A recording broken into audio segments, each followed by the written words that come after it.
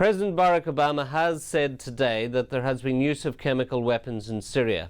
This is a big admission for a man who said he drew a red line against the Syrian regime using chemical weapons against the rebel enemies.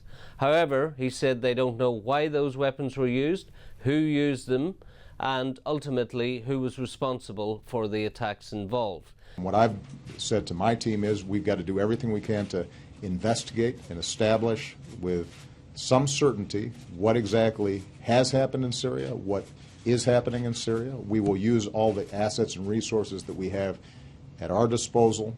We'll work with the neighboring countries to see whether we can establish a clear baseline of facts. And we've also called on the United Nations to investigate.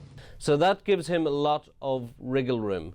He is basically saying that his next big decision on Syria has not yet come. Then he said, secondly, that there is no determination of what he would do if Syria did stage a chemical weapons attack, which was directly attributable to the government and which a lot of people were killed. He has said that he has a range of options, and tellingly, he says that he has asked the Pentagon for recommendations on how America could intervene in the event that Syria uses chemical weapons.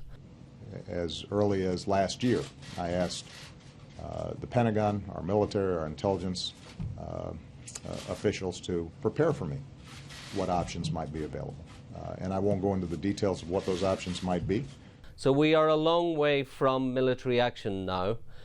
Firstly, America does not have enough proof, the so-called chain of custody, to establish that the Damascus regime used chemical weapons.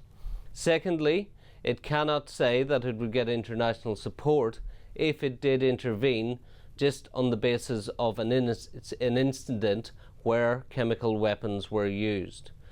So we have a situation where the Syrian regime is presumed to have used chemical weapons, but is not going to be tested, is not going to face consequences for doing so, because no one can prove that it did ultimately use it, no one can say why they used those weapons, and ultimately because not very many people died.